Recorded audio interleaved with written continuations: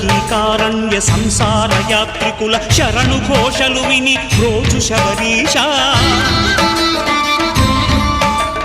పాపాలు దోషాలు ప్రక్షాళనము చేయు పంపా నదీ తీర ఎరుమే నివాస నియమాల మాలతో సుగుణాల మెట్లపై నడిపించి కనిపించు అయ్యప్ప స్వామి మకర సంక్రాంతి సజ్జోతివై అరుదెంచి మహిమలను చూపించు మణికంఠ స్వామి కర్మబంధము బాపు ధర్మశాస్త్ర